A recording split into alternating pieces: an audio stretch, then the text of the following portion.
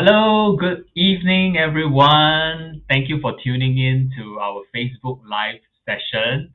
My name is EJ, and I'll be your host this evening. All right, and so once again, welcome to our Makan Already Facebook Live session for this month of November. All right, so if you just logged in, you just tuned in. All right, welcome to this session. And if you're looking forward to our conversation today with a mother and daughter pairing, please feel free to share out the link that you're watching on Facebook right now so that you can invite more friends, all right, to tune in together, ask questions, and listening to parenting wisdoms and nuggets that's going to be shared in a few moments' time.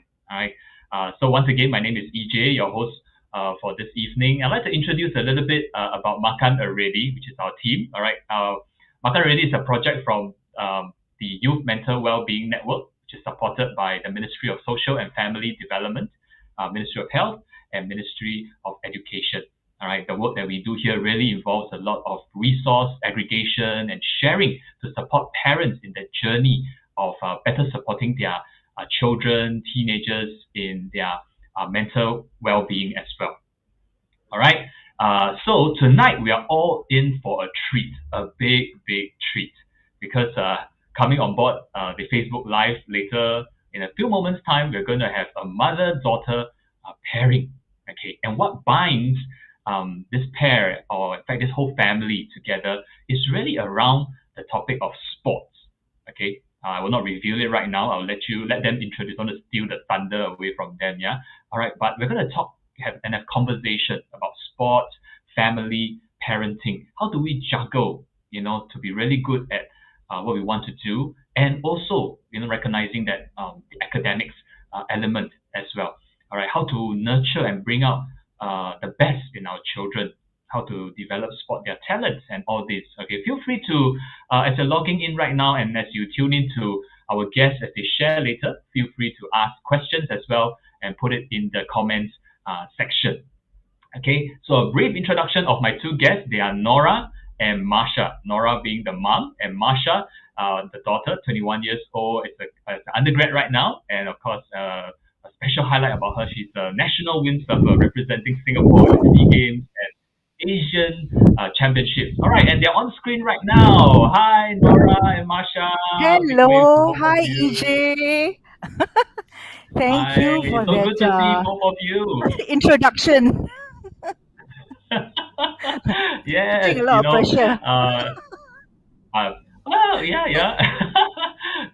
So good to see both of you. And to our Facebook Live friends, if you've just logged in, this is Nora and Marsha, our mother-daughter pairing, our guests for this evening. All right, please encourage them on Facebook, give them likes, give them all the hearts as well, just to cheer them on, and share out the link with all your friends so that a lot more parents can tune in to this session as well. All right, we're going to Yes. start, and I'm going to do it a little bit different from many other Facebook Live that we have done before. Okay, we usually get the guests to introduce themselves, but I thought, well, let's do a different spin this time round. We're going to get Nora, you to introduce Marsha, your daughter, Oh, creatively, however okay. you want to do it, and we're going to get Marsha to creatively introduce your mom. Okay, yeah. Don't worry, whatever you say, allowances will not be deducted. Yeah, all right. How about Nora? We have you go first. Okay. All right, okay. So this lovely lady sharing the screen with us this evening is my daughter. Some 2 decades ago, she gave me the coveted job of being a mom, and I thank her for it. She's my firstborn, and I think for the last 2 decades and so, life has been like an ocean, literally. And it's been a ride with ups and downs, riding the waves with Marsha. Sometimes we sink to the depths of the ocean, but all the time we try to keep afloat and come back atop. And I think the challenges that we face together have made us stronger as a mother daughter. And I would like to think as friends as well, because I've grown to respect her in her pursuit of her passion. And I've learned a lot along the way to be a different, a growing parent, as I guide her and she guides me as well in this parenting journey. We know that it doesn't come with an SOP. So every kid is different, every parent is different. So it's been an exciting journey. I'm having a splashing good time. Wow, thank you, Nora, for such a wonderful and lovely introduction of your daughter. No wonder the write-up says you are what her biggest cheerleader. All right. And I was just reading and hearing your introduction. I wonder who is the windsurfer at home. Yeah. All right. Sounds like more like you than her. Yeah. All right. Marsha, over to you. No pressure. Yeah, no pressure. Okay. After the introduction by your mom about you, now you introduce your mom to us. Actually, not many people know this, but my mom is actually quite famous. She used to host Crime Watch, and she became a viral TikTok sound. Yeah. I don't know if you've ever heard the woman was too stunned to speak sound. That's her. So actually, my mom's pretty young at heart, and it's quite easy to get along with my mother at home. Also now because my sister's overseas, so there's really no one else besides my mom and my dad to talk to. So yeah, I hang out a lot with my mom. Yeah, and it's quite fun to have someone like even though she's older, she can relate to young people things. Like the other day, I was watching K-pop music videos with her. Well, I forced her to, but yeah, it's quite fun to be around my mother. The things that you Wow, learn from your children sometimes. True, true. All right. Wow. The way Marsha describes Nora, she's really a cool mom, I would say. Okay. But let's go another fun route. All right. So, how about each other? Use a word or a phrase to describe each other. So let's as we kick off Mm. with some more questions that are to come. Right. So Nora use a phrase or a word to describe Marsha, and Marsha in the same way. Nora, you go first. Okay, I feel I'm playing a parenting game. I hope there are prizes at the end. Okay, so one word to describe Masha. I think she's very inquisitive. So as a child, she's always been curious about things. I think her quest for wanting to know more, has made her want to try out a lot of things, asking a lot of questions, and that has sort of like translated to her quest to to know more as she grows as a windsurfer, as a student. So yeah, she's always had an inquisitive mind. So she's always asking, she's always engaging. So there's never a dull moment with Masha. So yeah, inquisitive. Inquisitive. All right, Marsha, over to you. How about you describing mommy with a word or a phrase? Oh, my mom's quite a persistent person. So if there's something that she doesn't like about what I do, she always tries her best to correct it as much as she can. And she won't stop until it's corrected because I think obviously she knows what's best for her children, but it also translates to other things. And I think my persistence, actually her persistence has rubbed off on me. And so that's why I'm quite uh, determined in my goals in windsurfing and even in school. So yeah, I would say that she's a persistent person. You'll get your allowance Wow, next I can. month.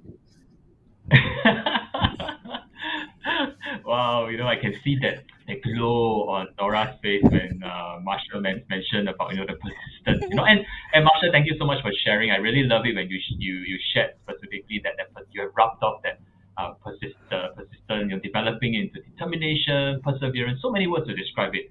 In the passion, and right now maybe even possibly a path that you have chosen, in windsurfing, and it's not an easy path, the trainings and all that, but I think you have learned a lot from your mom, and that translated into you executing it, exercising some of these values and behavior traits you've learned. All right.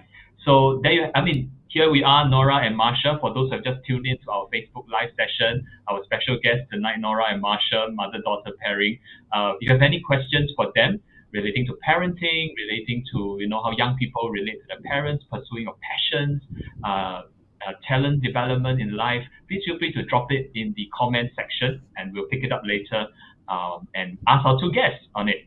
So let me begin the questions. And we always ask the parent first, right? But today we'll take a shift. Yeah, we ask the young person first. All right. First question goes to Marsha. All right, Marsha. When the write up about you came to me, wow, like, wow, national windsurfer, 21 years old and representing Singapore. I was like thinking, and this question really first came to my mind, and wanted to hear from you as well. How do you end up deciding that windsurfing was a passion that you want to pursue, put in a lot of effort, and right now I guess it's more than just an interest. It's something that you put in a lot of effort for, sacrifices in. Yeah. How do you end up deciding that this was something that goes beyond an interest? Actually, I started off with sailing. When I started off sailing, it wasn't very easy. It was quite difficult. But then when I started winning like the small events, I actually enjoyed the thrill of like winning, and trying to be better, not just better than other people, than the people in my group, but also better as a person. So I think that just pushed me towards a more high performance sport. And like in secondary school, I had to decide whether I wanted to continue sailing or if I wanted to try something new like windsurfing. And so at the time, I thought of trying something new. So I did windsurfing, and I was quite fortunate that there was a pathway for me to follow. So when I transitioned to windsurfing, we had the Youth Olympics campaign. So I actually managed to get a spot for Singapore in the Youth Olympics in 2018, and from there I just continued on, trying my best to improve myself. I think after a while, it stopped becoming about winning the competitions, but actually just improving myself in terms of my international rankings or like in my skills. And I think my passion wouldn't isn't so much the sport itself, but what the sport offers, which is the opportunity to just keep getting better and keep improving. So yeah. Wow, and it seems like you went on a journey of discovery, a journey of challenging yourself. Okay, but I backtracked a little bit, yeah, because you said you started sailing first at 6 year old. Okay, I'm half Yeah. wondering what is my son doing right now. He's 7 years old, sailing. Wondering what I was doing at 7 years old. But maybe you could No, share with us, actually, what even, yeah, 6 years old, how do you get on sailing? actually, yeah. A lot of people ask me that question. I don't really remember much from when I was 6 and 7 years old, but I do remember that any sport that was available to me, I would do. So be it sailing, I think sailing was because my parents found this brochure from the Sailing Federation, that there's like a sailing course for young kids at the reservoir. I don't think now they offer that, but it was quite interesting that like a little kid could go into a boat and just sail around. But besides sailing, I had a lot of opportunities to do other sports. Like in primary school, I used to be a brownie, so we did a lot of like outdoor activities. And even during PE, I would like take part in all the sports. Like surprisingly, I took part in high jump when I was in primary school, even though I was like the shortest person in the class. But yeah, I think just the passion for like being outside and doing something other than just studying all the time really excited me as a little kid. So my parents just put me into whatever whatever activity they could find. Anything to escape studying. Yes, That's my love for essentially. you. Wow, thanks for sharing, Marsha. Nora, over to you, because as you hear all this flashback, as Marsha was saying, back in those days, 16 years ago, Yes. how she began that journey. What was your part? What part were you playing, at that stage, allowing your kids, to go into sailing, trying all this crazy stuff, apart from academics? Well, I mean, the thing is that, as Marsha said, it's actually the outdoors that I wanted her to feel a connection to.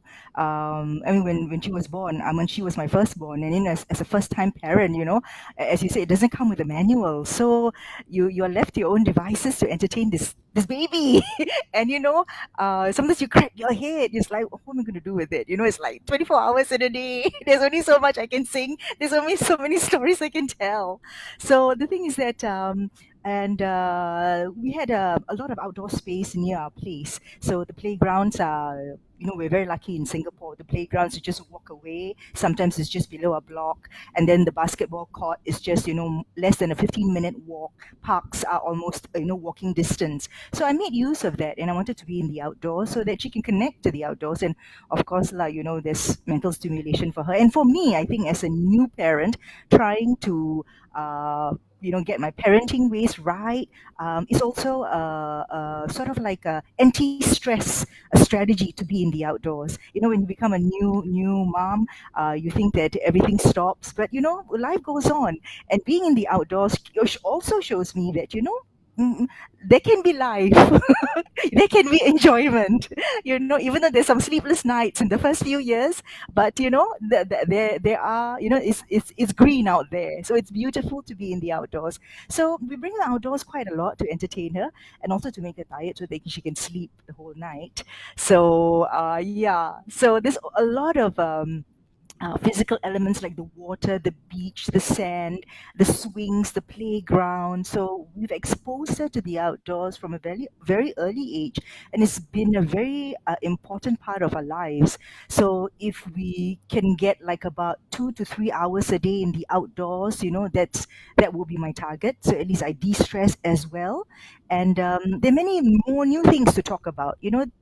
If you are stuck in your house, there's only like you have so many books, and then there's just so many toys you can have. But in the outdoors, it's wonderful. You can talk about the sky, you can talk about the people running by, the bicycles. So yeah, she's always been outdoor has always been a big part of Marsha's life. And I Wow. think the thing about sailing was that one day we frequent the beach a lot. We live in the east. We're so lucky and blessed to be just walking distance to the beach, and we take her for walks or runs and all, playing sandcastles and all. And she sees these children pulling boats, the Optimist boat, which is the smaller class of boats, and they were not teenagers, but maybe like lower primary and slightly upper primary children. They were just yanking their boats and pulling their boats. I said, wow, these children are so mighty strong. And I think she looked at them and she said, hey, I almost look like them. Can I try what that is? So we went to find out about the requisites and all, and they said that you must know how to swim. So it was lucky that she was in a childcare, right, that had a swimming pool 5 minutes away, and they had a swimming program as early as those in K1, so she could swim at K1. And I was so lucky that childcare center had such programs, and there was a lot of outdoors in that childcare center way before they were air conditioned. And so they had running chickens, and they had some parrots and the aviaries, and also it was a wonderful childcare.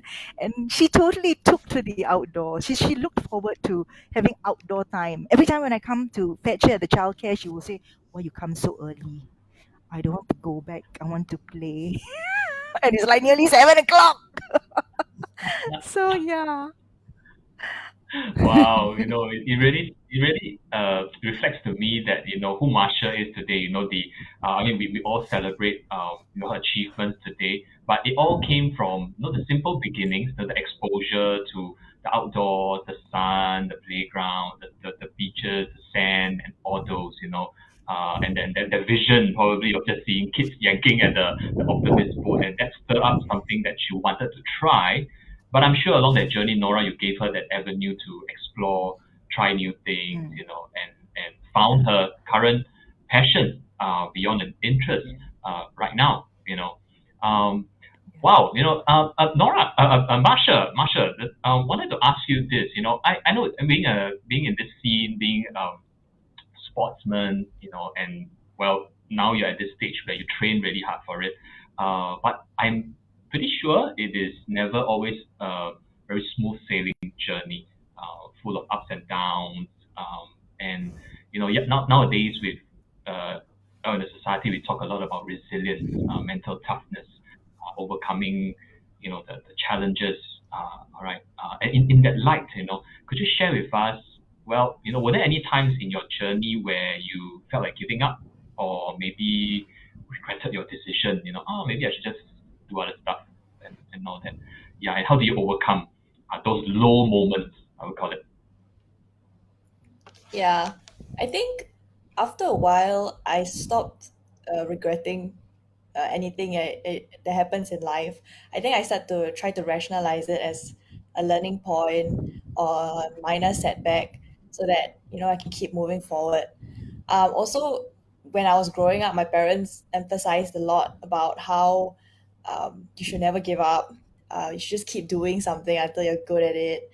And just keep going at it. And I don't think my parents were one to be, they're not very tolerant of me giving up on anything.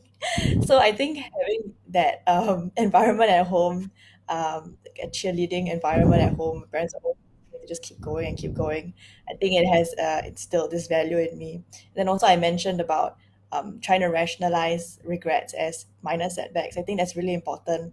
I think even at this age, when I'm 21, when I look back on things that happened in my life, just rationalizing it as minor setbacks has really helped me improve in the future. I think what parents can do to help young children understand this concept is to, just keep reminding them that small mishaps and small bumps in the road isn't going to stop your life or isn't going to stop your progress or isn't going to stop you from reaching your goal.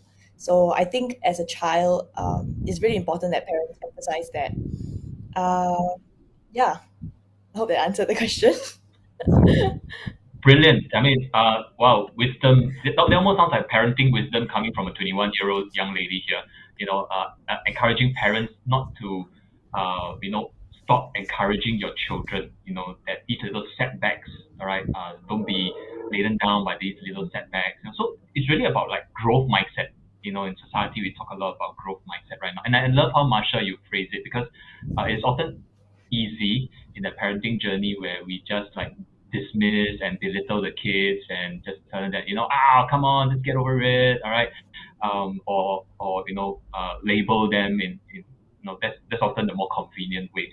But I think as we hear from Marsha, this is such a powerful reminder, that as they have the challenges, parents, our presence alongside them, our words of encouragement, well, it plays a part in helping them to develop those growth mindsets. Yeah. Wow. I mean, fast and furious. We have some questions coming in from our Facebook audience. From Jelena. Jelena, probably directed to Nora. All right. She says that I love how you constantly try to bring your daughter out. All right, I also want to, but my daughter doesn't seem to want to go out. If any tips?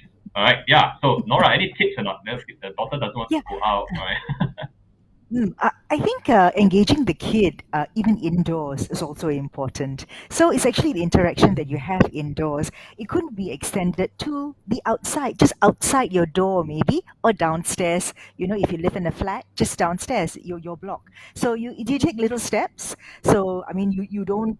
If you have not brought out your child very often and to yank her for a whole day at the beach, that would be overwhelming for a kid. But something like maybe you wanting to grow a plant, probably. So you do it at home first to nurse the seed, and after which maybe you want to go downstairs, and after the plant is grown, say we need to go downstairs to go plant the plant or something like that. So to connect the indoors and the outdoors.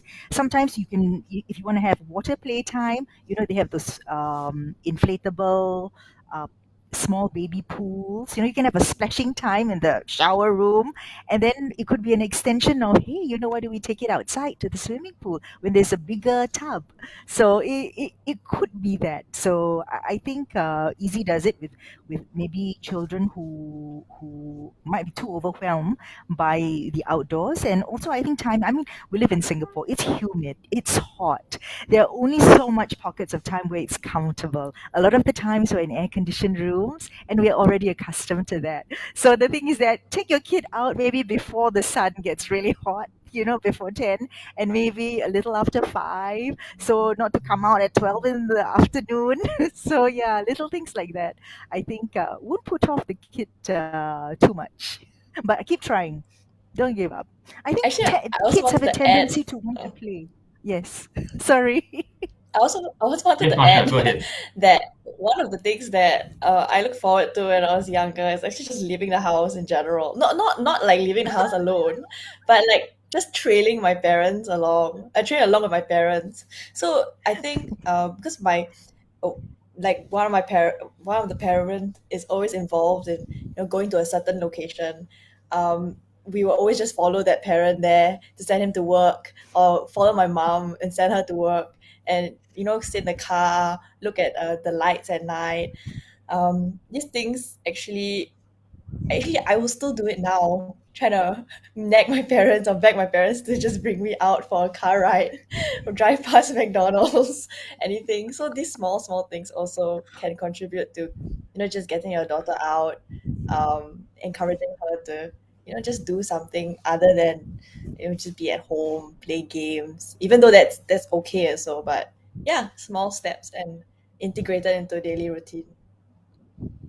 Wow. Again, Marsha speaking as really I think you're the parenting expert here. No, my mom taught me Really, I how mean, to parent. wow. EJ! I think really wise words, that all of us parents should be reminded of, redefining even what is outdoor, indoors, sometimes maybe the small little steps at home, just doing things together, integration. I hear Marsha say integration with the daily routines, tagging along, car rides, grocery runs, and all these. So it need not always be the, quote unquote Disneyland kind of adventures, but the daily routines does matter. Since we're on this piece about very practical ideas, yeah, I'd like to ask Nora also. So in that journey when Marsha was like pursuing her passion, in windsurfing, sailing them to windsurfing, and I'm sure you play a big part in supporting her. What were some practical things that you did through her growing years that supported her to help her pursue her passion in life? Chauffeur, nutritionist, cook, financer. No, apart from all that, I That's think true. it, it, it must be said that the initial plan was actually to get her to be in the outdoors. When she decided to take up sailing, it was also to spend time in the outdoors. And when she didn't complain, I thought that was a sign that she's not uh, so sick of it, or she's quite into it. So she doesn't complain. So I took it as a sign that she wants to continue. So we just kept encouraging her, and slowly she went into competitive sailing, and then slowly she wanted to represent Singapore. Now our plan, as I said, to be in the outdoors, and that was it. We wanted her to be involved in sports, to teach her certain things. But going into competitive sports is a whole different ball game. There was when we had many challenges that we had to tackle, whether or not to let her because of her studies, how she's going to balance it and all. So it wasn't an easy path. So if you said that how I encouraged her, it was with a lot of worry. Actually, it's not I encourage her, go for it, Marsha, you should go for it, and just do your studies on the side and go all the way to represent Singapore. It wasn't like that. So we worried along the way, because we thought that she had benefited from sports, and if she can continue to do sports for the rest of her life, even recreationally, that was good enough for us. But going into it as a competitor, a competitive athlete, that's a different ball game altogether. And I don't know whether I was ready, and I'm still learning along the way. It is not easy. It is not. So if you asked me what part do I play, sometimes I play the part where I tell her, stop all this. Please don't, you know, because um, I do not. I mean, the thing is, I'm not a competitive athlete. So, I cannot, I understand you totally. I see the challenges she goes through and she wants to take it on. But I still worry and say that, hey, I mean, come on, sports does will not give you a living. I'm sorry, but that is my view. And I still think that academics is something I don't want her to give up. The opportunities will be more and varied if she were to take the academic path. And just like any other parent, I was worried, that if she were to take and go down this competitive path, there'll be a lot of challenges. And indeed, it has been very challenging. It's been a lot of ups and downs, happy and very sad and angry moments. But in the end, it is her decision, and we still support her, but never without a discussion about, trying to get her to plan out and to project and to forecast what are some of the safety nets in place. I mean, parents being parents, I'm just kiasu like any other parent. So, yeah, I am a supporter. Yes, That I am a cheerleader, but there are worries along the way. I admit that it hasn't been easy. Yeah, it's so true, right? On the surface, we really want to be supportive of our kids, but on the back end, there are also real worries and concerns. Maybe it's safety, maybe it's about their future, maybe it is the what ifs. There's so many what ifs, right? And also because the kids grew up in a different era than what we went through ourselves. So Nora, you rightly mentioned during those journeys there were a lot of tensions and there were a lot of maybe conflict moments and there's a question from our Facebook Live audience, Sarah, that actually asked, what are some disagreements you have had and how did you resolve them? Okay, so we put this question to Marsha. All right, let's hear from the young person. What are some, anecdotally you could share with us, some disagreements you had with mom? Yeah, what are some practical tips you can share with the young people? And how do you resolve them? We don't have enough time, huh, Actually, Masha? no, actually today, I had a 6 hour family law paper, a finals paper, and my mother asked me to, why did you just sit through the whole 6 hours when you only spend 4 of the 6 hours? So I think like what I can draw from that is that sometimes parents think that my parents think that I don't spend enough time studying, and I spend too much time windsurfing. But I think I mean, although it's a valid concern, of course they will want me to excel in both. But I think a lot of the times I try my best to manage my own time, and I just keep trying to show them that, I'm okay. I'm surviving in both, my sports and my school. And I think if anyone's children are able to do that, then we can try to worry. These parents can try to worry less. So that's one of the disagreements that we have sometimes, is that I don't study enough, or I seemingly don't study enough. And then another one is that um, I think just making the right decisions long term, because I think sometimes two different people might have different perspective of their life trajectory. And I think that, at this age, when I'm 21, I feel like I know where I want to go and what I want to be. But of course, when, let's say, if I was 17 or if I was 16, I think the weight of my opinion should be a bit less than my mom's, because, I like to think that my parents know better um, in terms of making big decisions for children at younger age. And this is more so even when the child is in primary school. I don't think I would advise parents to just be like, yeah, make your own decisions, it's fine, because I don't think that would have ended very well. I think I would have become like a failed singer if I was given the ability to decide my own future in primary school. But yeah, I think what parents can also learn from this is that keep guiding your child's decision making process, instead of always telling them what to do. I think my parents have mastered the art of balancing, nurturing the decision making process and telling me what is the right decision, because I think too much of either one is not so good, but a balance of both is the perfect mix. Yeah. As I said, Wow, Marsha yeah. is very Uh, inquisitive, right? So she's yeah, always asking. She's always asking in for favor. She's always bargaining for herself, and she's mastered that art as well. So, so the thing is that having arguments with her now, I mean, given that her maturity and all, right? So a lot of the times you always lose. So I better brush up on my parenting negotiations. But really, yeah, there are disagreements. I mean, it's good to see that Marsha brings forward her argument with support of reasons that you can't just put aside or brush aside. I mean, it's something for me to listen up because they are valid, and to give her that respect and to listen out to her perspective. As we've always said, disagreements will always happen anywhere and within a family. Disagreements are just another form of communications, and I think it needs to be done. The communication needs to continue, disagreements or no disagreements, we just need to keep at it.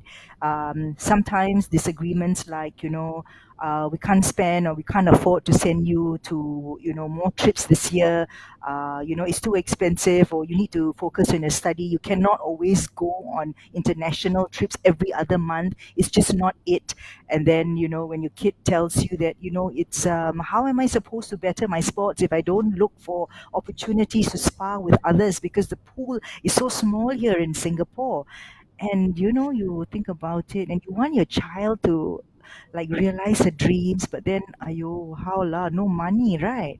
Damn expensive this Fun sport. fact is that this argument actually happened today. Not argument, but I did ask my parent mother like whether I could go for basically this past few Same lah. months I've been having a lot of competitions overseas, and recently I've been like awarded this grant money that I've been able to use towards my sport. So I've been trying to take as much opportunities as I can overseas, but I think it's very overwhelming for the parent to keep seeing the child go overseas.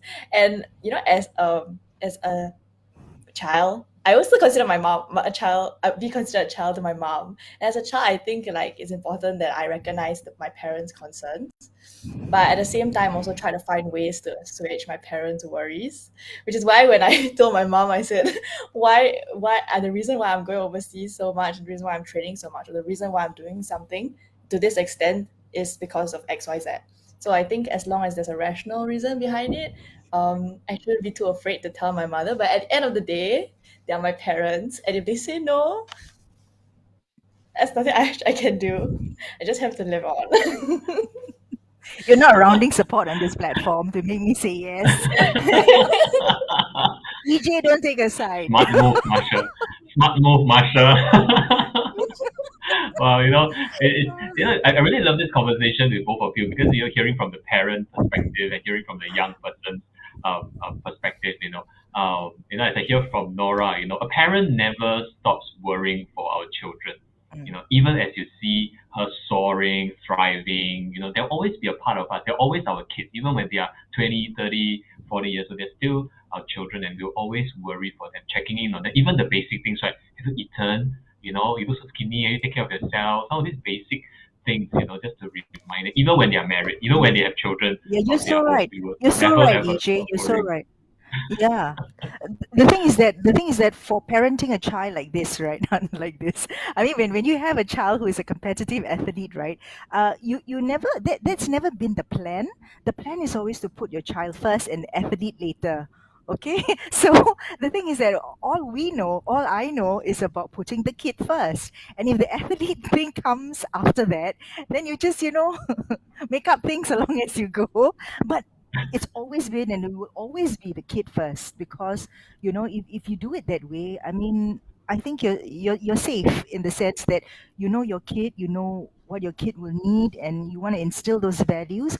And I think if the intention is good and you track on that, I think all the other things might follow. Yeah, it's so true. They are first our children first, right? Then the public persona, the athletes, all right, and all that. Yeah. Marsha, there's been questions coming in regarding for you specifically, and this is a question from our audience, Yuna, and also myself. I also have this personal question for you, as a national athlete, or pursuing elite sports, sports demands a lot out of you. Do you face, things like fatigue, tiredness, in the midst of all this? How do you even juggle so many balls on your hands, like training demands, schoolwork, social life, family life? How do you even do that? Is it even possible? So share with us. I think with anything in life, practice makes perfect. Um, I started juggling windsurfing and school sailing at sports in school since I was 11. And I think my parents also taught me the value of um, time management. So one of the ways I deal with mental fatigue is just trying to plan ahead so that I will be mentally prepared for whatever is coming. So that when it actually happens, I have already anticipated it. But of course, there are things that we are out of control.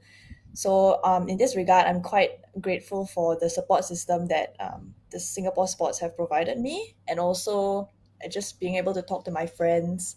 Uh, and generally, I like to keep to myself in terms of more personal mental issues. So I like to write in my diary a lot, or I will express myself through other ways. Most times it's just writing out whatever I feel, or just doodling out whatever like is on my mind. But yeah, mental fatigue is a real issue. I mean, amongst not even just among athletes, but I think amongst everybody, especially with the societal demands. Um, you can't expect to be mediocre. I feel that that's the way in Asian society. It's always this pressure to be better than average. And I think that gets to a lot of people sometimes, whether they are in school or they're doing sports or they're working. So yeah, I think it's just find a way that is personal to you and how you deal with it, and just keep going through with that process. And so every time you hit like a mental block or like you get tired, just keep doing and practicing the coping mechanism that you've chosen, and eventually you it will just feel like any other day. That's really great stuff. As I hear you share, the few things that keep coming to my mind of how you just take care of yourselves is, you have those constant conversations, check in with your family members. Your family plays a big support to you. You have the ecosystem or the community around you in the sports sector, that you can rely on, to support you, to be understanding to situations that crop up. And you yourself have also found what works for you, in keeping yourself, we call it sane, taking care of your own mental well-being, social, emotional, mental well-being, journaling, and for many others, even parents as you're tuning in, I think this is good tips here from Marsha, working with our children, understanding what worked for them, all right, for some of them it's journaling, for some of them it's really talking it out, for some of them it's going for exercises, runs. So what helps our children, to keep them in a good mental well-being state? I think we need to support them as well. Okay. And there are lots of questions coming in right now. One of them is for Nora, all right, from Wee Nam. It asks, how do you teach your daughter to resist the voices in society, mainly things like social media, entertainment that may possibly put her down? All right. Yeah. What's your thoughts on this, Yeah. Nora? Uh, I'm lucky maybe because she doesn't spend so much time on the social media. The only time she's got is school and then training. Other than, I mean, I think she's a bit unfazed. I mean, there's only so many hours in a day.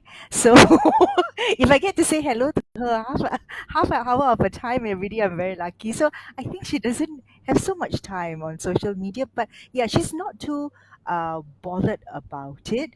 And as she mentioned herself, she doesn't have many friends. So she's only got a very close group of friends who are also athletes, also got no time. So she's not too bothered about it, and because I think she knows herself. And I've always told her that, if there's any troubling you, because I can only imagine the pressure that she's under. She's juggling school, she's going overseas, she's competing, and I worry because the things I might not be able to give her proper advice. I mean, what do I know about, competing as an athlete? I mean, the demands of students these days. So I always remind her that, and I get this from being part of the parent volunteer group and platform like Makan already, I mean, you have the support that you should always talk to someone, talk to an adult. You're not alone in this. You're never alone in this. Never mind if she doesn't want to talk to me. That's fine by me. But as long as she approaches someone she trusts and she can let go if she has a problem.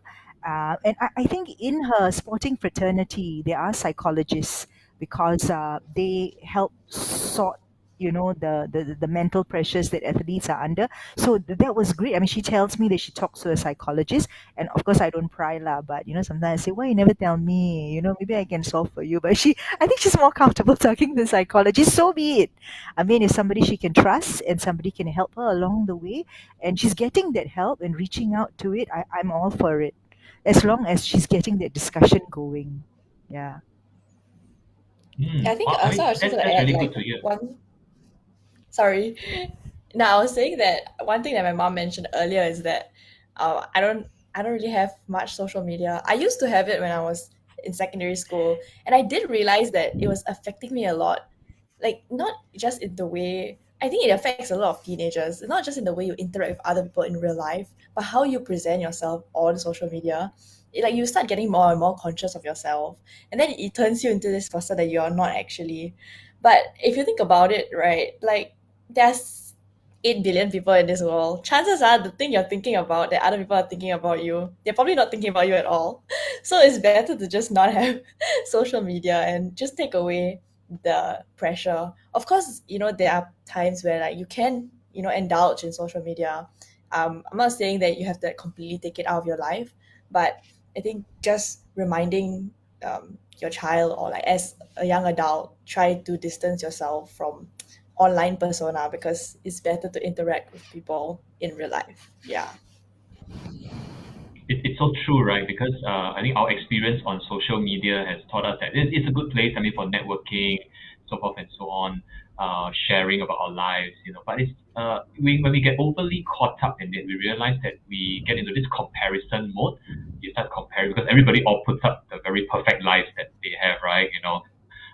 And the mindless scrolling, we just end up like comparing and despairing.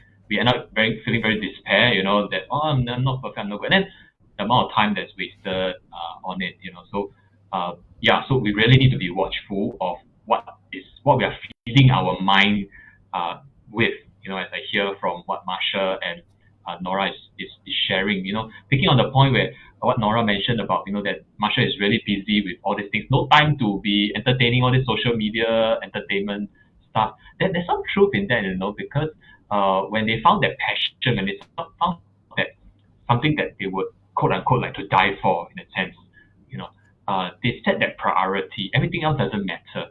All right, they don't bother what people say because they have found that this will be something that they will go after. And I on that note, I think we also want to encourage parents. Many of they are tuning into this Facebook Live. That is very true. We probably also need to take effort and make time to discover what our children's passion and talent is. Help them to find and celebrate successes in those areas.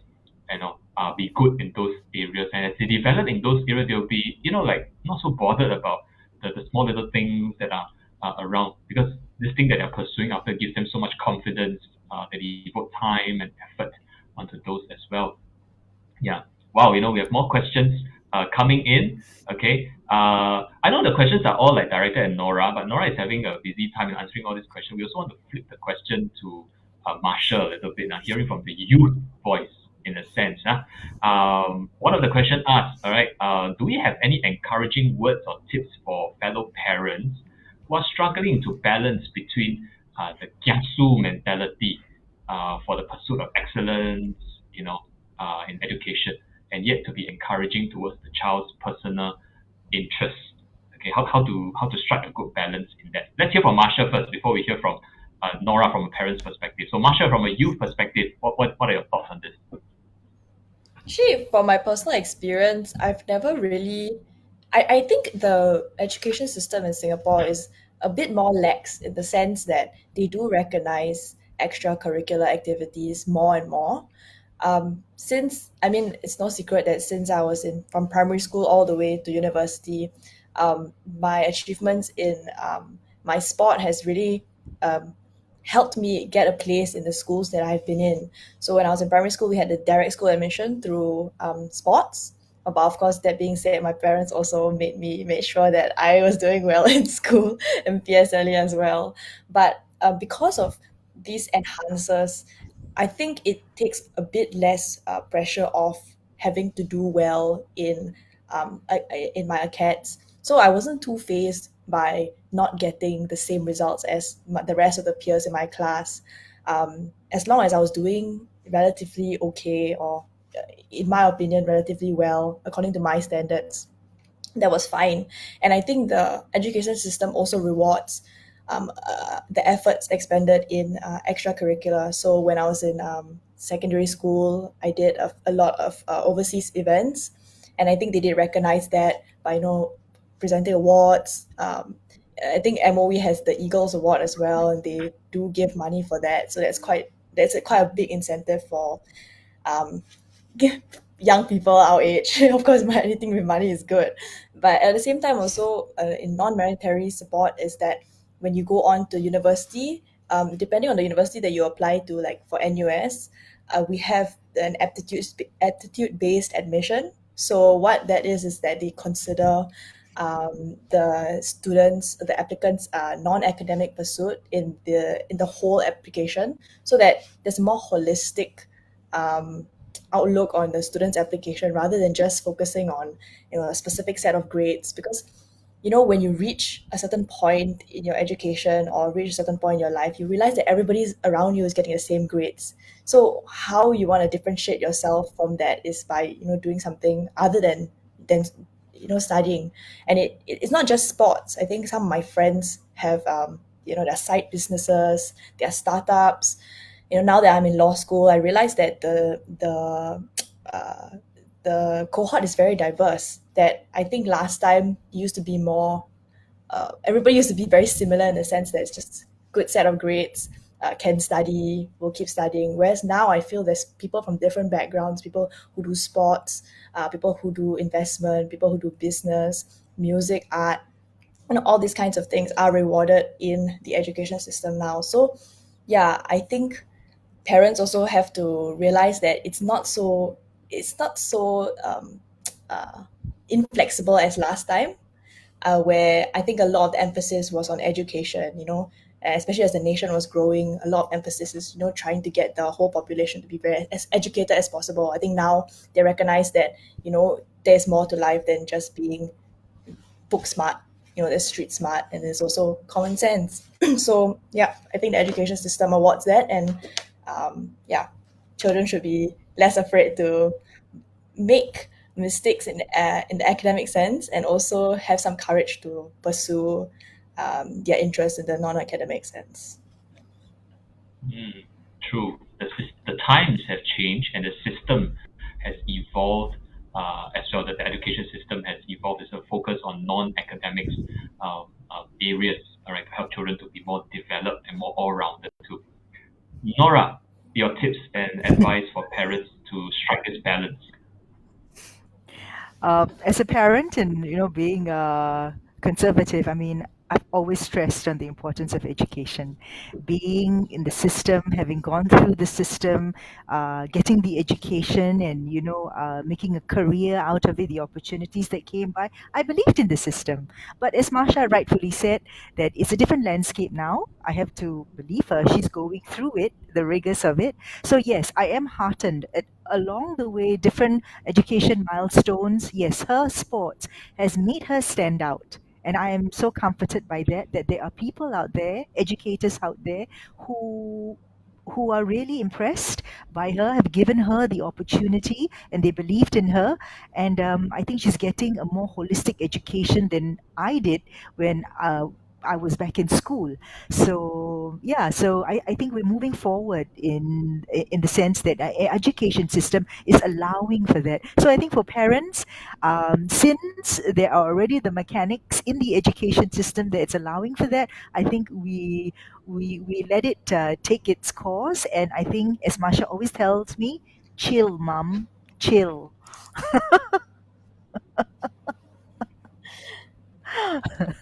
Thank Take a chill pill, mom. Yeah, that's right. I always get that. Indeed, indeed.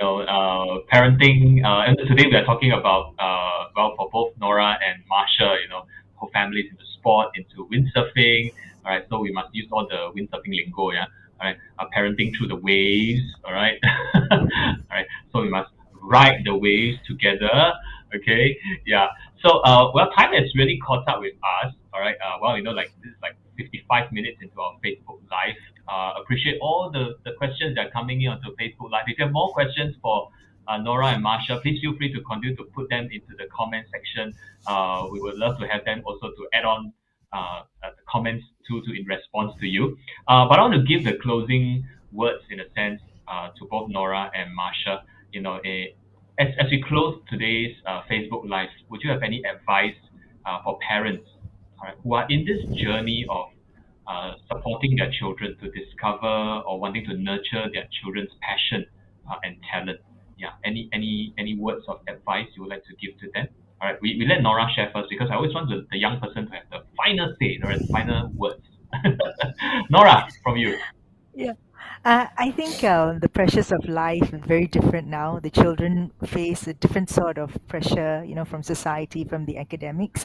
But I totally believe in a holistic development for a kid. And as I've always said, that adopting other things, other passions, other than just being in school, pursuing education is very important. So if you pick up something, that your child likes, you think your child enjoys, and you enjoy doing it with your child, I think continue doing that, encourage it.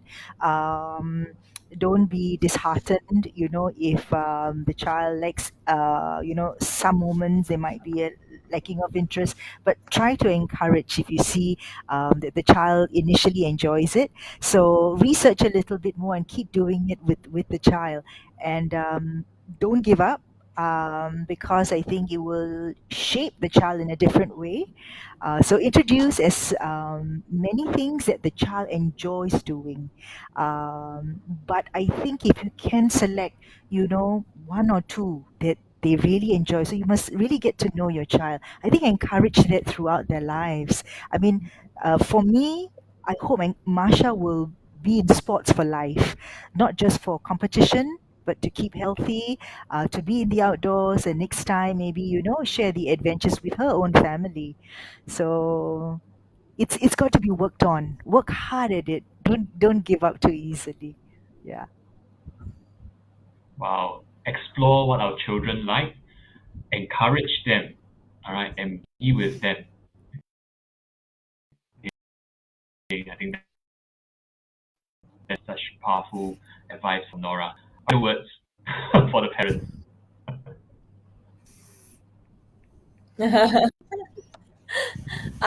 I think just from observing the way that my parents bring up me and my sister, one of the things that I feel that parents can try to work on is how much they worry for the child. Also because um, the worry that they show can be quite burdensome for the child as well. Like the child does not always want to make the mom or the dad worry. So I think just trying to manage um, their expectation about a certain situation is quite good. But at the same time, worries are very valid, and they also raise alarm bells in the children to reconsider their decisions or reconsider their route in life.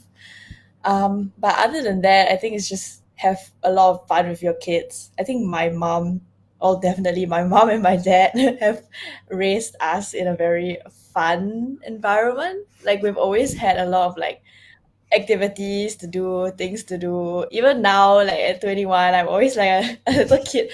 The other day when we did the tech run for this, my mom asked me like, "How come you're so like subdued? Like, how come you're not as like lively as I am?" Then and I was like, "Oh, but I don't think everybody wants to like see my playful and as she calls it, zizi zaza side."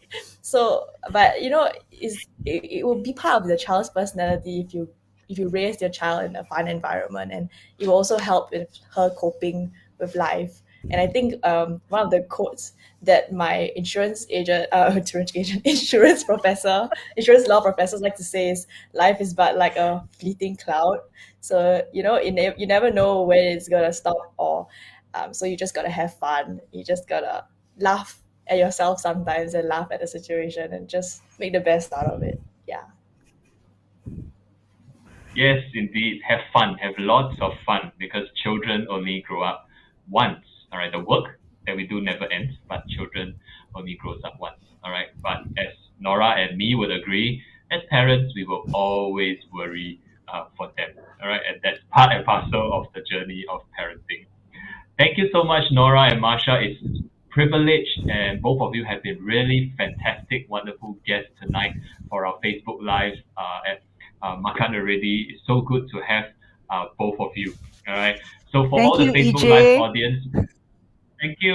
Facebook Live audience, would you join me? And if you could, again, that's how we started it, right? Give them all the thumbs up and give them all the love, right, to show our appreciation and them taking time today, especially for Marsha. She had a long day, exams, right? So thank you, especially to Marsha for taking time. It's tiring for you too. Okay. So thank you so much to all our Facebook Live audience as you're tuning in. If you have not, please like, subscribe and share, all right, this video. Follow us on Facebook, all right, Makan already, share with your friend as well. Again, let me just emphasize, Makan already is a ground up initiative, a project from the Youth Mental Wellbeing Network, supported by the Ministry of Social and Family Development, Ministry of Health, and Ministry of Education. We work very closely with all of them, all right, and through our Facebook, you'll see there are a lot of good resources that we aggregate and we direct you to. All right. So this is November. We're having this Facebook Live together with Nora and Marsha. All right. Stay tuned on our Facebook page for the next upcoming Facebook Live with new guests that we will be inviting along for the session. Okay. So this is me, EJ, your host this evening, and together with my guests, Nora and Marsha, we are signing off for the night. Take care, everyone. Good night. Good night. Bye.